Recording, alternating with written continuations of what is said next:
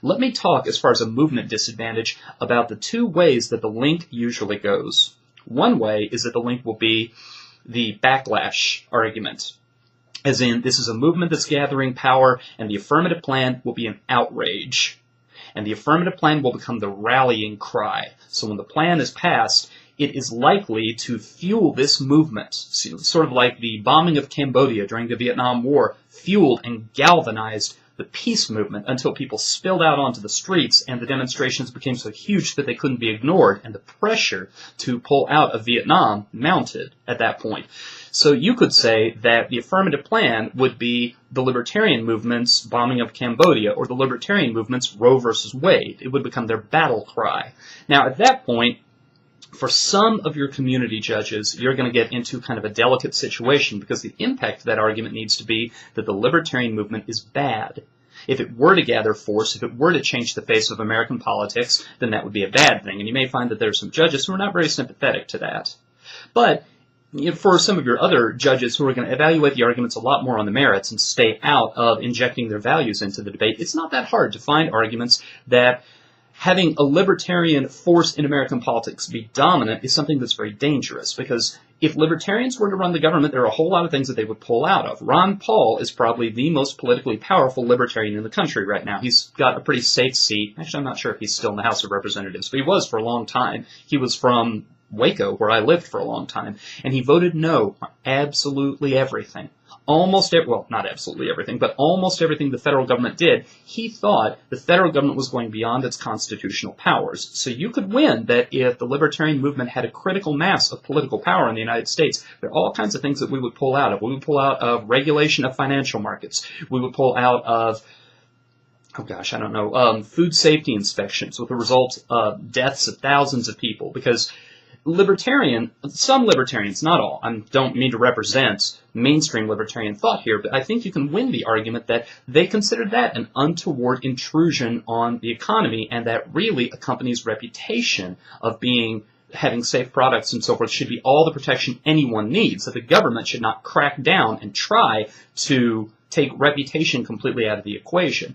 I think you could possibly win as well that you might be able to win, and once again, it's going to depend on whether this argument will appeal to the judging pool you get, that if libertarians were to have the critical mass of power in American politics, then they would completely derail the move toward national health care reform, and then you could win that what we've got right now is tottering so heavily and is such a drain on the economy that it's just not sustainable for the long term, and then you could win economic impacts to that.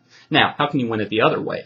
The link going the other direction we call a quiescence link, as in libertarianism is coming to a boil. There is a ripe and fertile ground for libertarian thought to take root right now because of what's going on politically. I think this is probably the smarter way to run the argument, and I think it's one that you'd find very useful given what I think people are going to do on the affirmative.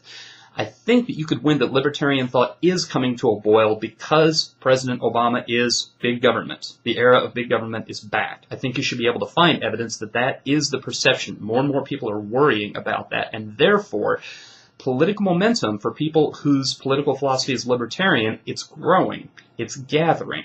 But then the affirmative comes along, and this would work for affirmatives that scaled back, that loosened or thinned out environmental regulation. You could say that's a Band-Aid, that's a whitewash, that sends to libertarians a false sign that the government has turned the corner and is scaling back intrusive regulations, and therefore it lets all the air out of the movement. Instead of giving them a rallying cry, it takes away a rallying cry that they need. And then what you do is the impact needs to go the other direction. You need to find arguments that libertarian influence, a libertarian critical mass in American politics would actually be a very good thing. And that's not that hard to do.